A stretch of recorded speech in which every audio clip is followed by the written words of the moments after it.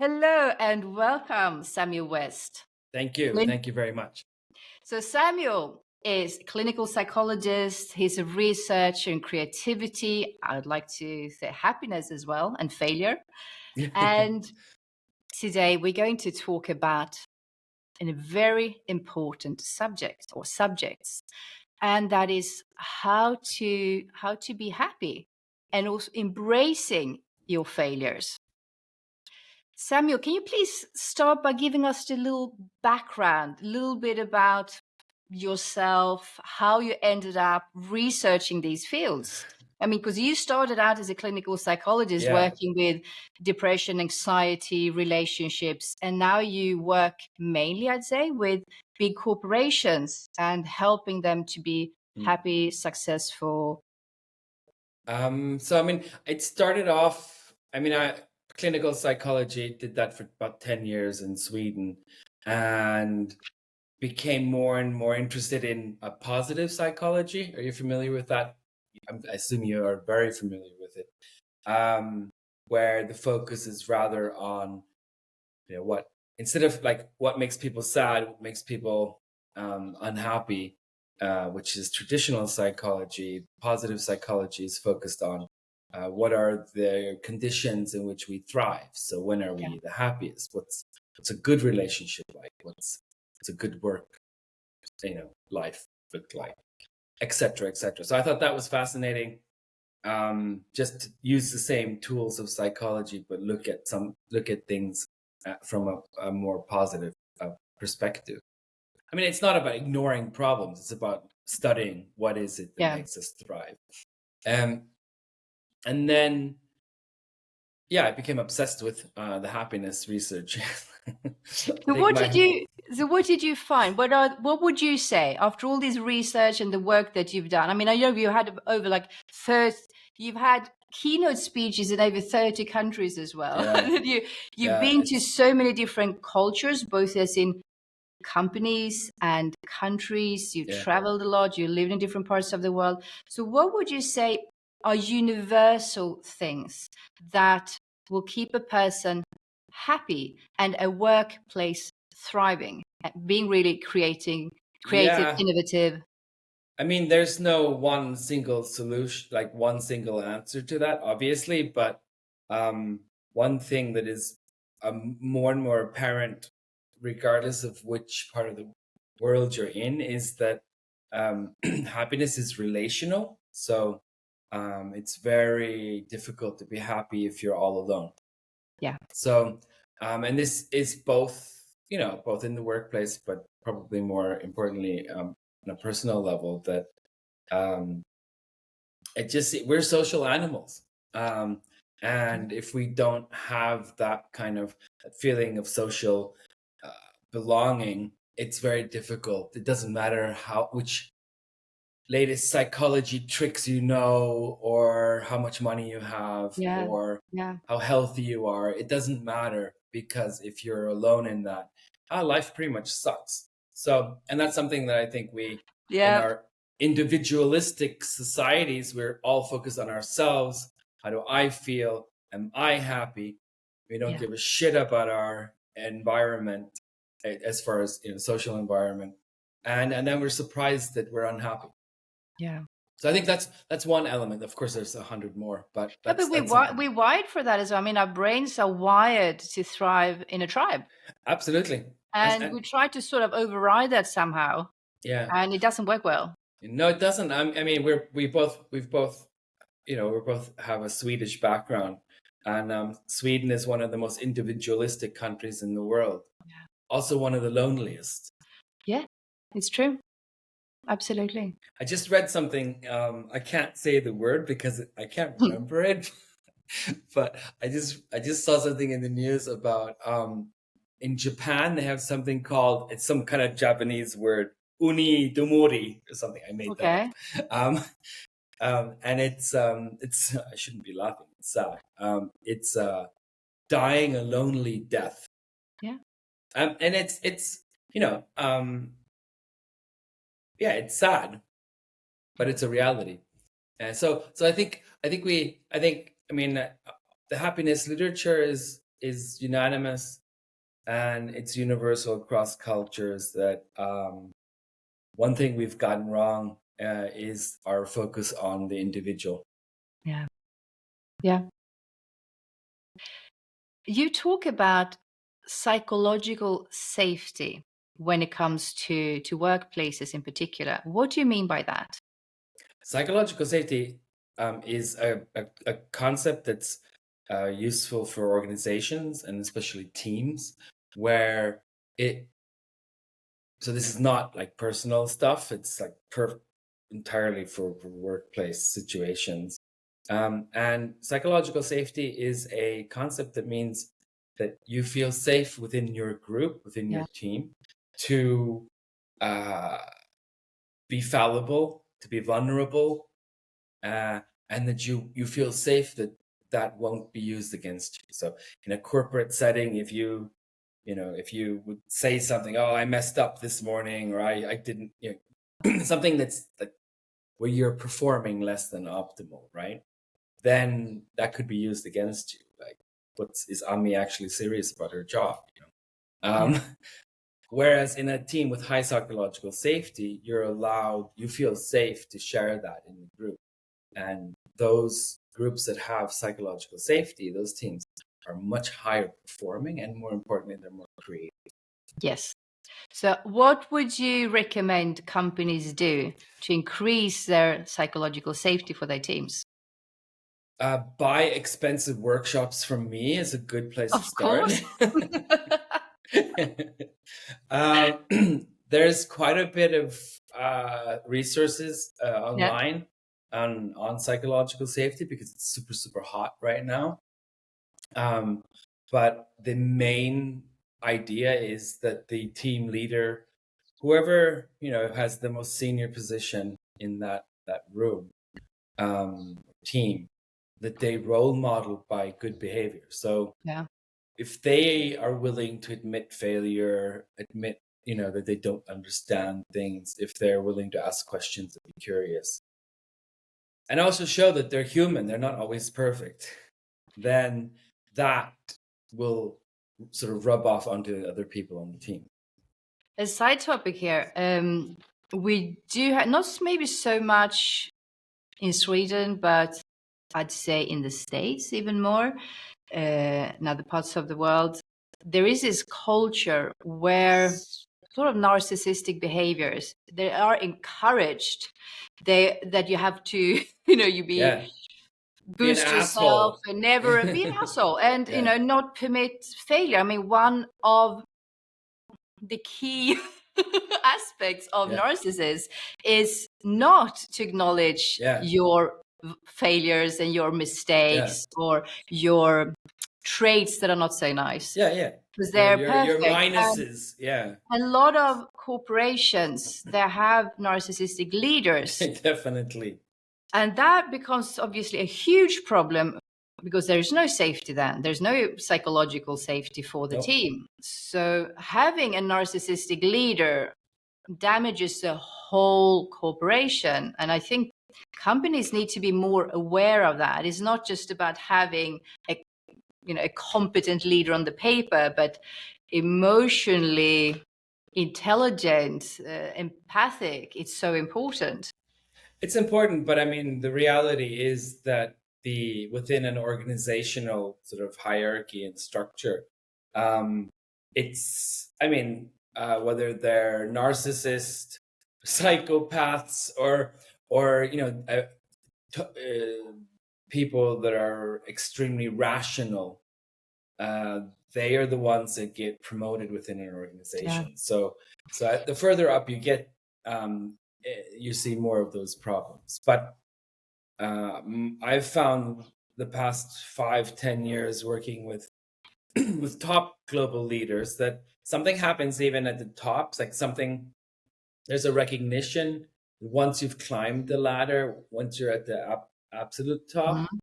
Sure, those traits still exist, but there's also a realization that those characteristics are not what are necessary, what will keep you going. So there's a great book Actually, the book isn't that great, but I love the title of the book. It's title of the book is it's for like organizational development and management and leadership, and it's called "What Got You Here Won't Get You There." Yes. And I love it because it's like all that stuff about, being an asshole, me first, total goal focused, ignoring other people, ignoring your own feelings.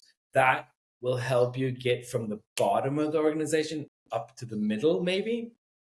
But once you're in the middle or at the top, going further, it's other skill sets. Yeah. So do you feel that in the last sort of 10 years that there's become a greater awareness about this? That it's made some type of shift? Is that what you mean?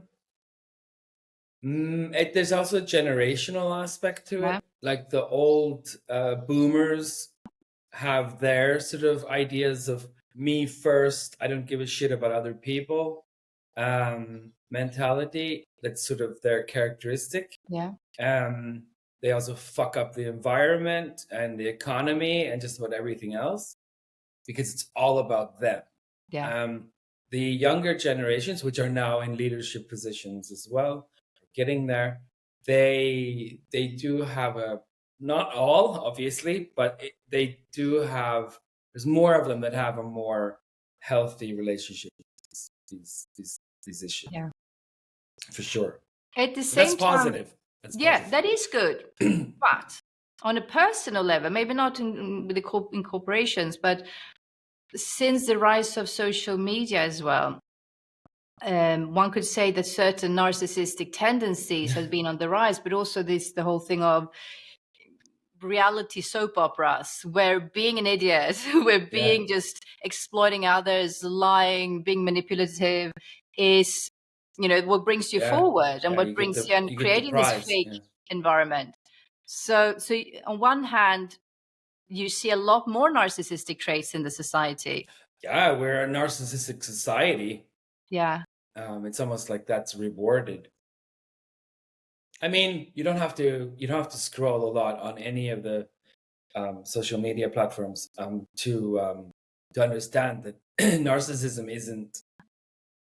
It's sort of the modus operandi. It's the way you're supposed to be, according to them.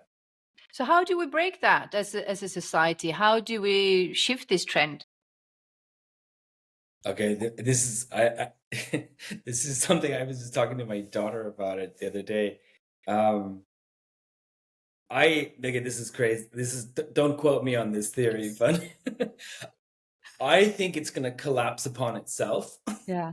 So remember, like 15 years ago, Facebook was like the thing. I mean, I remember using Facebook, loving it. The fantastic power of Facebook was amazing. The feeling of connection. Facebook was an awesome place, right?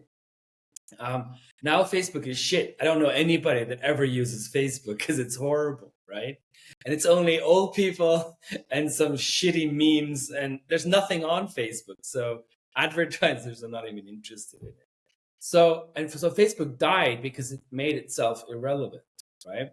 So I think as a greater phenomena, that once people start realizing that the costs on their life satisfaction of doom scrolling, TikTok and Instagram, once they realize that this isn't actually helping them in their lives, then at some point it'll just cave in on itself. Yeah. Just like Facebook did. Yeah. So what would you say are the main keys to happiness? The main keys to happiness, as we've already mentioned, is Don't be alone. Understanding that we're social and making like one thing I've noticed working with both groups and individuals in the past 10 years, more so in the last 5 years, is this notion like that you don't have to make any effort to be social. And that's of course nonsense. Just like you have to make an effort to make any kind of life changes or improve yourself in any way, having quality relationships with other people, it's a pain in the ass. Like, people are, it's difficult, right? So it doesn't come naturally, and it's nothing that comes for free either. So I think understanding that being part of a social context means that you have to tolerate others, you have to contribute to others. Yeah. It's not I mean, if you're on Instagram, you just passively consume the shit that's put in your face, right? But if you're in a rich social environment, you have to participate in that. You have to be part of that. I've seen Sorry. that in, Yeah. I've seen, no, but it's true. A lot of other cultures, especially where they hang out for many generations, Yeah. the level of patience and acceptance there is amazing. I remember in Mauritius, 'cause I lived there for a year, and how you see the old people, they hang out with the teenagers, party Yeah. until midnight, Yeah. with like full on Yeah. rap music and everything, and then the same kids, they will massage the feet of the grandparents, and they're never lonely. No. I remember I was there, I went back to visit, and this little beautiful family with 4 daughters, and I was by myself, and it's like, oh my God, how What? no, you can come and sleep with us in Yeah. the same bed, because they Yeah. said it would be the most horrible thing to even sleep alone. And I said, no, I'm No, okay no, to sleep alone. I No, like it's fine. that. Are you sure? And it's like, how can you sleep alone? Yeah. Yeah. No, I mean, this is what we've grown up with, but Yeah, it's just recently that we're like all independent and we don't need other people in our lives, and then we realize that we actually do. yeah. So a great story. I see it here in Spain where I live.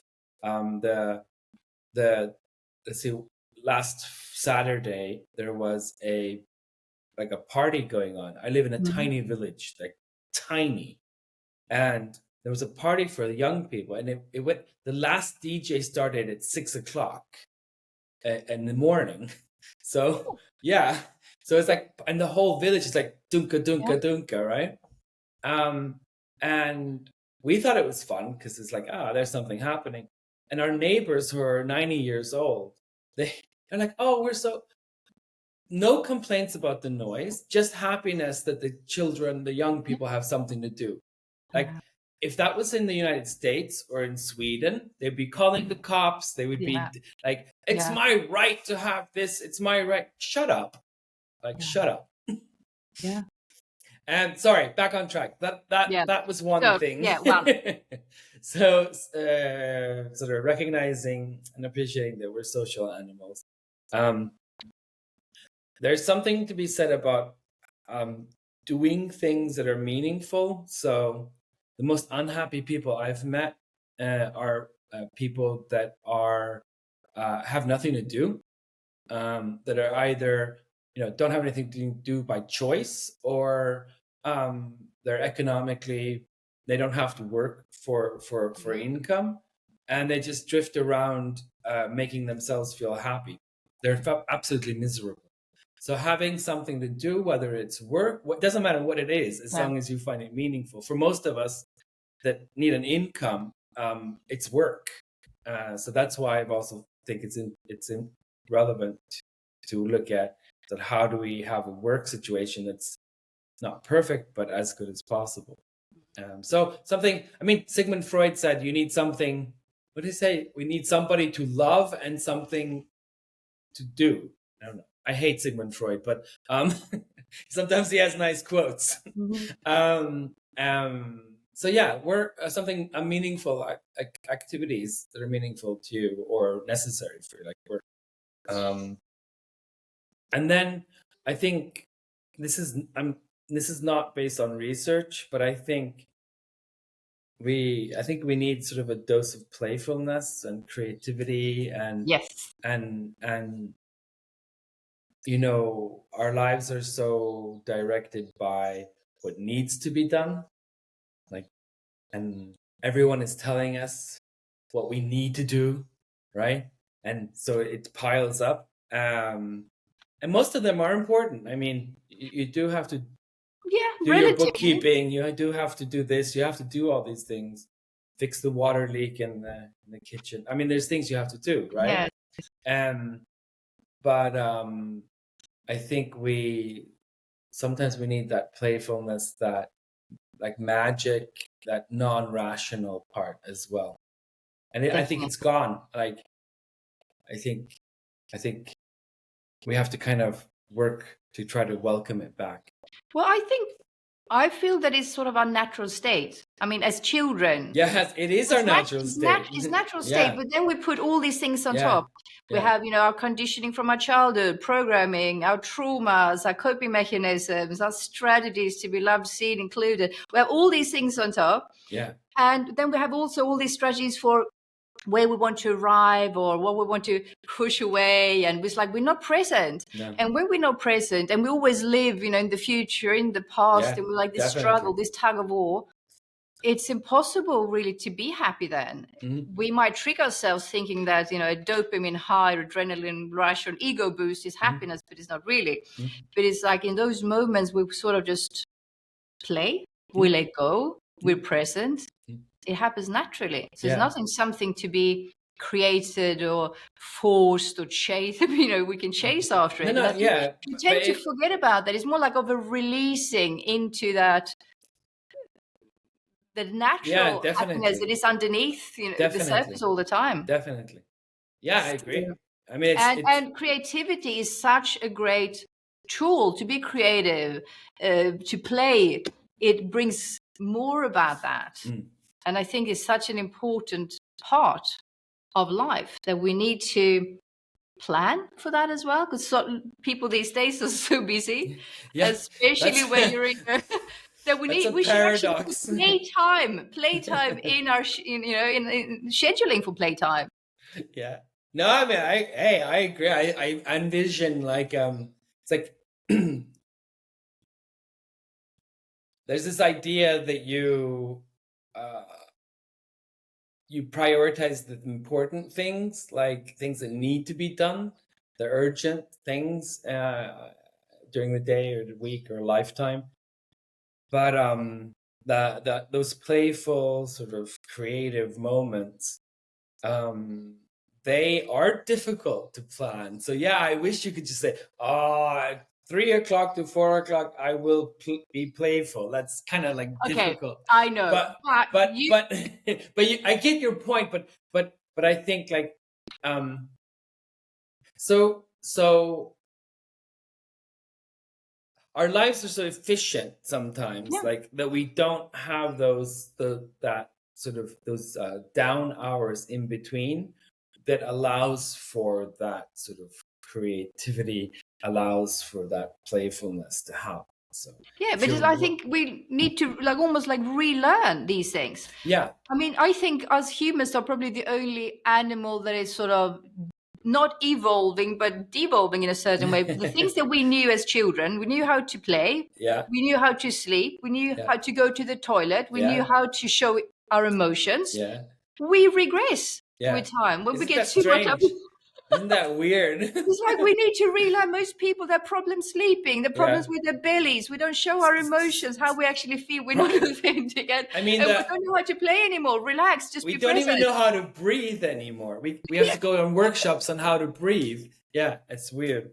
Strange. And we have to learn about happiness. So yes, for a lot of people, you can't just write playtime and then you would automatically start playing. Maybe that's a good idea, actually. There is probably more, I think, moments of stillness when we unplug from everything, from work, from emails, just to be in stillness a bit. Then we can start to hear. I thought just being in nature helps as well. And maybe just do something, some type of hobby, some type of activity to not to create a result, not to be productive, not to be efficient, not because it has to lead to something, just for the pleasure of doing it, and realize that is also important. So I think that's the key to that. And it's okay if it doesn't turn out nice or beautiful. And it's like a lot of people think this with art. If painting, I'm not good at painting. No, because you were taught at school that if you can't draw something exactly what it looks like, you're not good at it. But it's like then you miss the point. I look at the famous art, many of the famous artists. They can't paint either. It's not Go about for it. that. Enjoy it. Yes. So what would you say are key ingredients to innovation and creativity? And what are the thieves? What factors will steal that? So creativity and innovation sort of are two different words for um, a similar sort of phenomena, but you're creating something new. It's also useful. So just being crazy doesn't help anybody. Then you're just being able to generate something that's new, or a novel idea, or Mm-hmm. you know image or music or something that's new. That's not interesting, because that's just AI. Artificial intelligence can do that very well, and it's not interesting for anyone.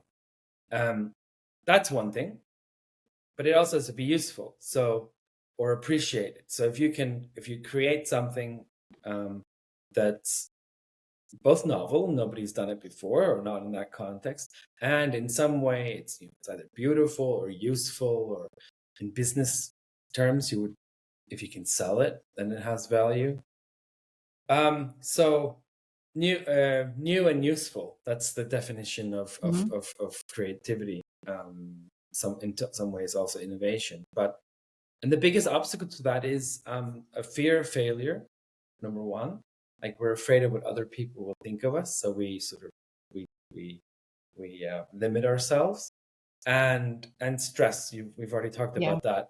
Yeah. Mentioned that if when you're preoccupied with urgent matters that need to be taken care of, and perceived threats, then that's not a state that we're either playful or creative in. Yeah. I've been brought up by an inventor. My dad is an inventor, and Yeah. also his brother and cousin and sister. I have a lot of inventors in my family. And a lot of the greatest inventions, they have happened in moments of stillness. I remember Yeah. my uncle, one of his first inventions, a robot in the 80s. Yeah.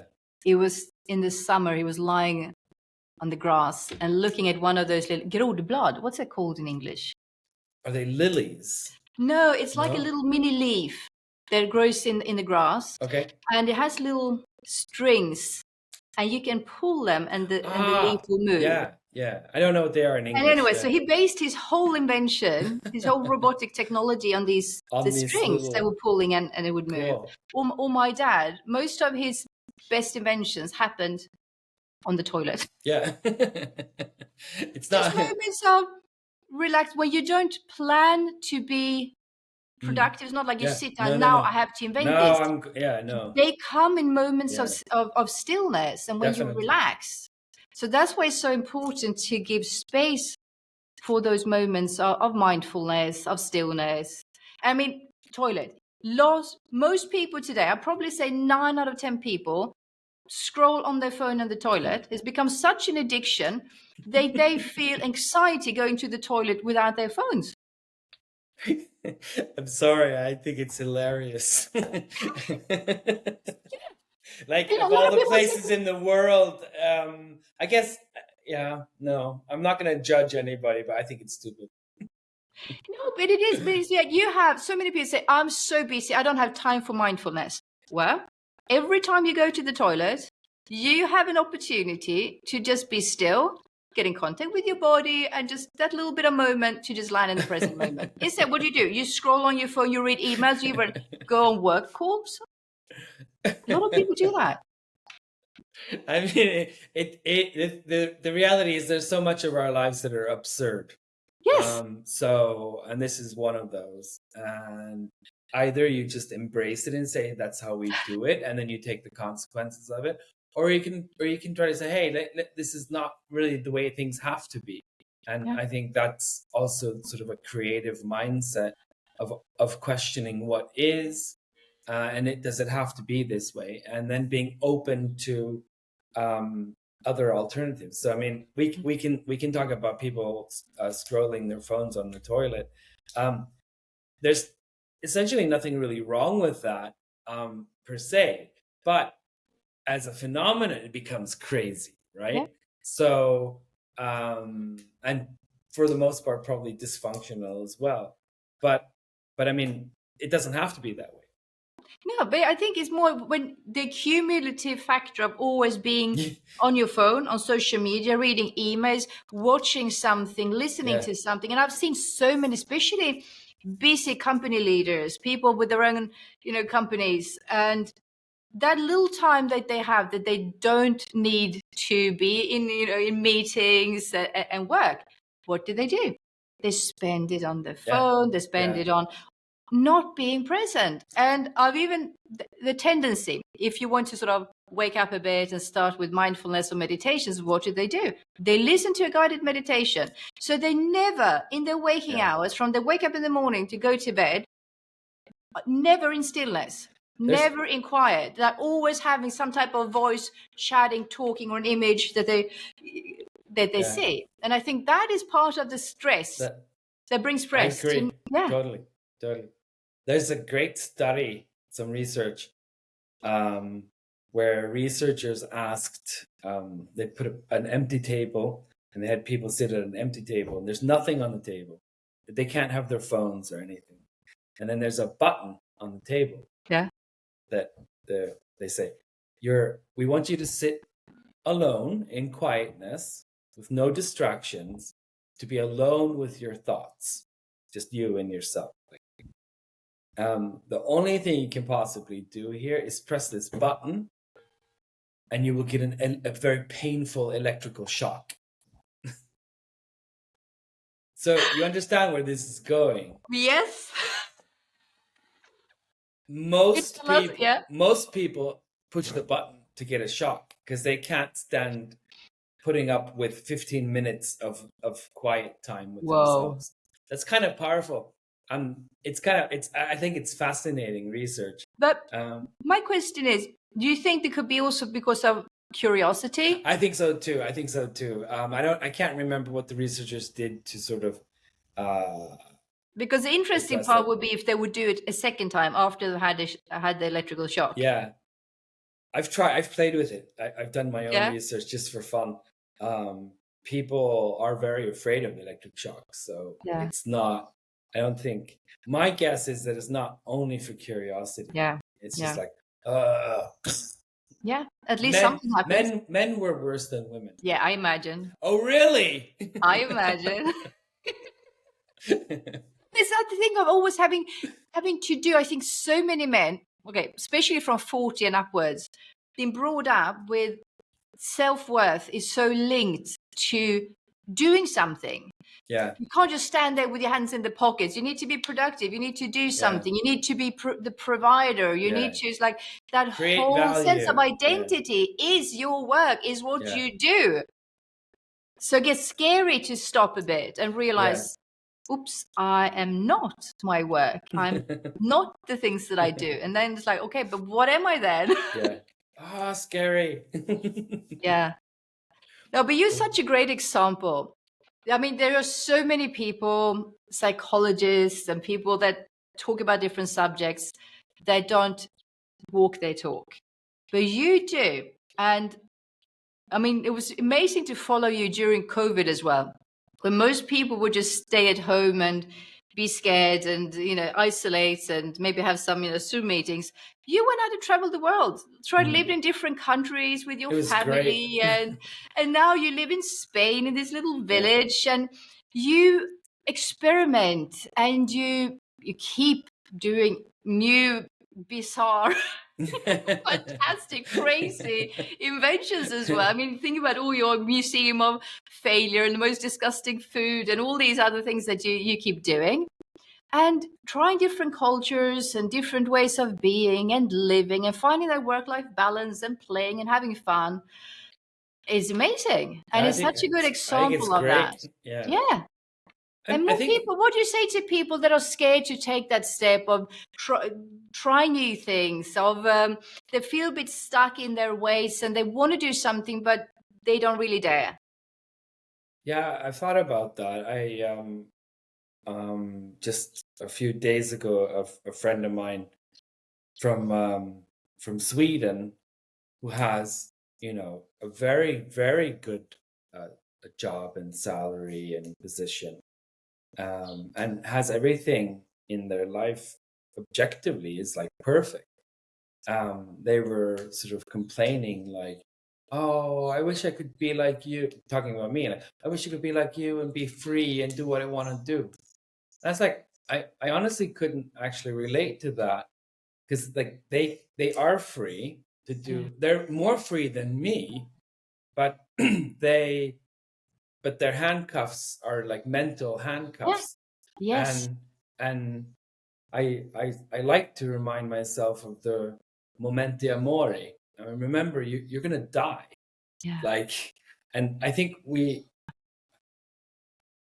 if we would reflect on this more, that how precious life is, we wouldn't be fucking wasting it all the time. You know what I mean? Like, I'm aware that you can die at any moment, and it's not just a verbal thing.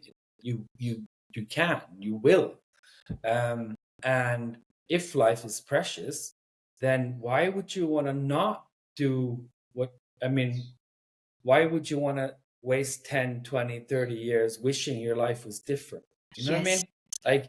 Like that's one element of it. The other element is this, it has to do with fear of failure, but we're so afraid of, what if I won't be happy? What if I won't have enough money?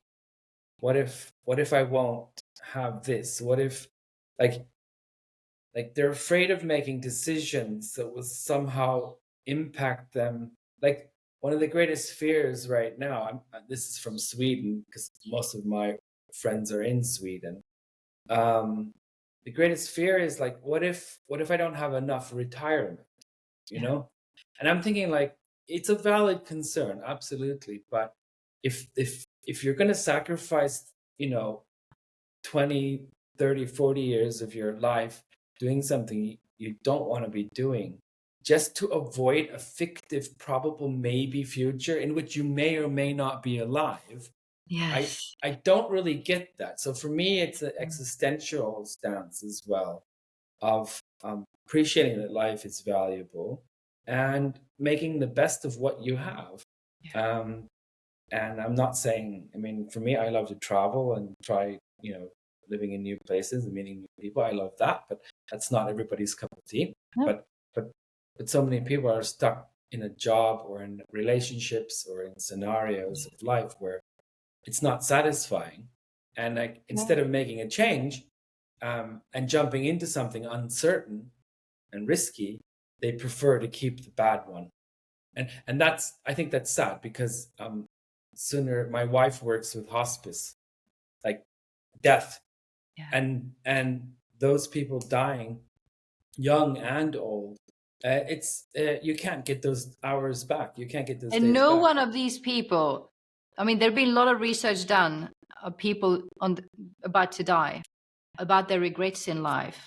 And none of them regret not having worked hard enough, Yeah, not having spent more hours on work. answered that email.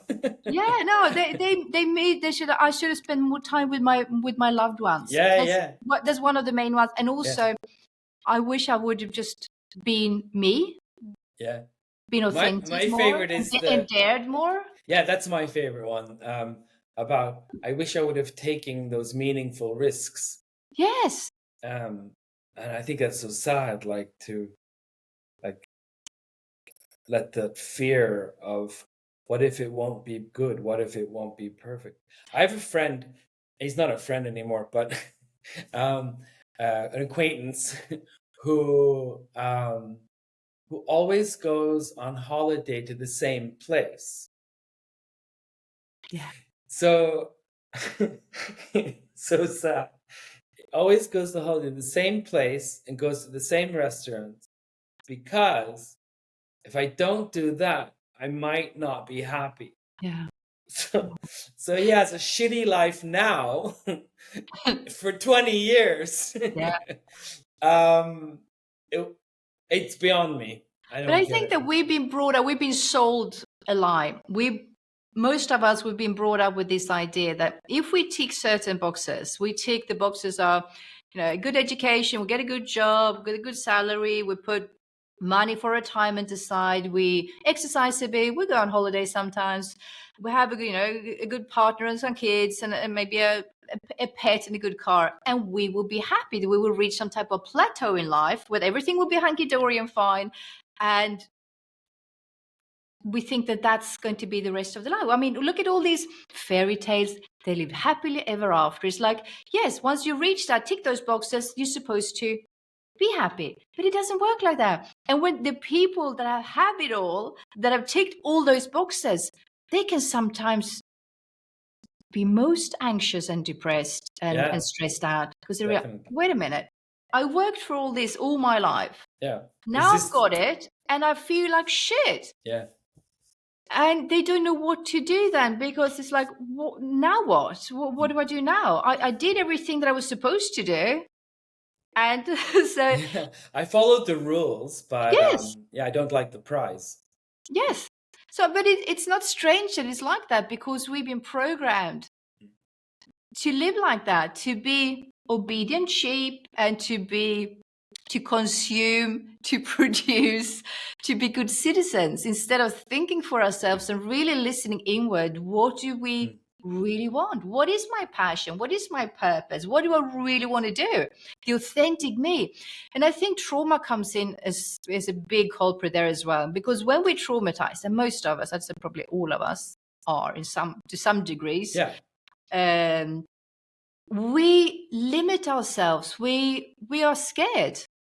We're traumatized. We are not in contact with our bodies, with our inner wisdom, our intuition, that childlike, open, curious self.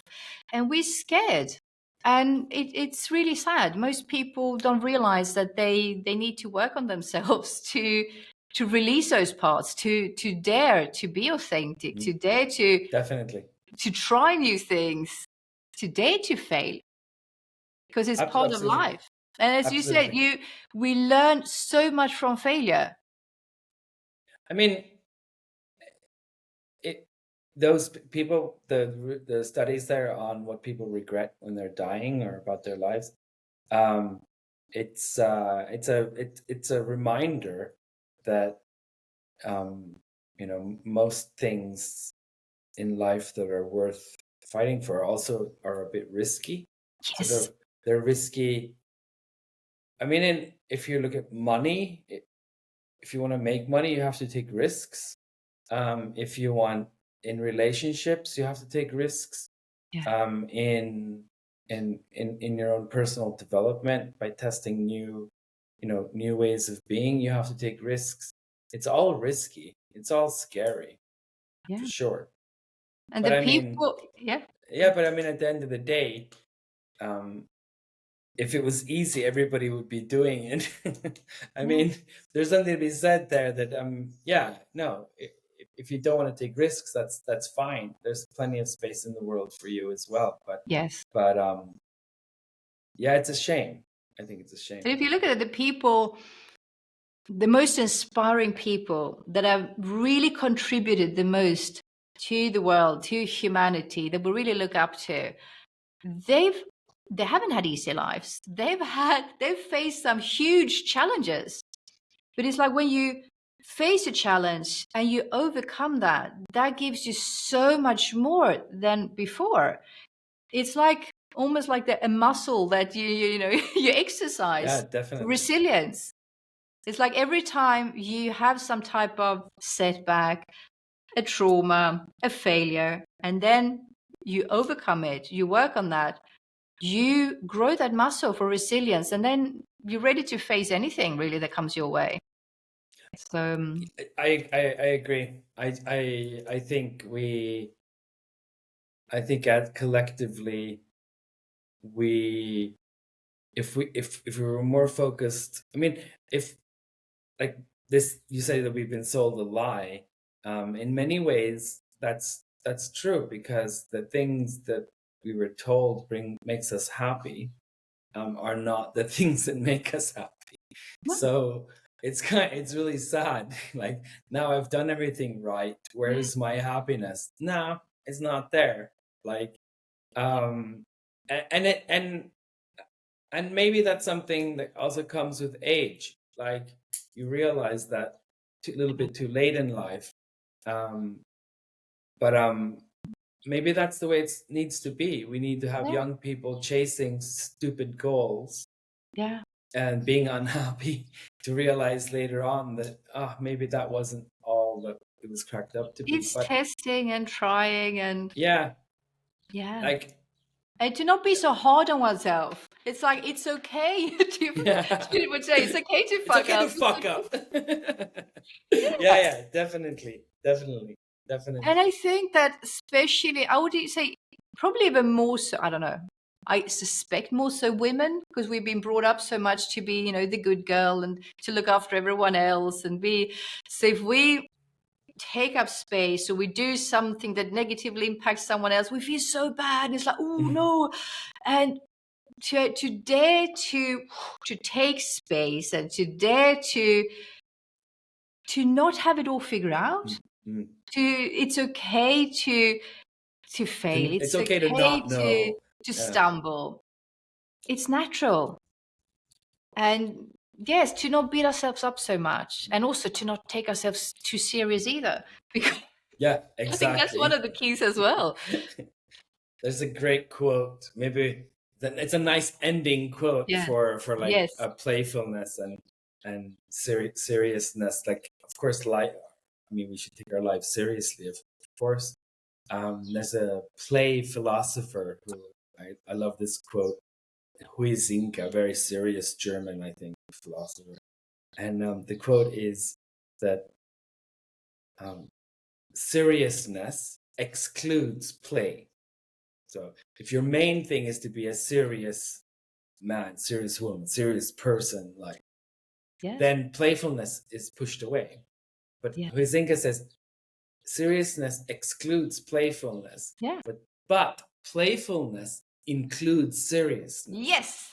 And I think that's beautiful because it Yes. means you can approach life and even problem situations, and whether it's trauma or other sort of major negative aspects of life, you can approach it. You can be serious, like, in the playfulness and in that creative approach.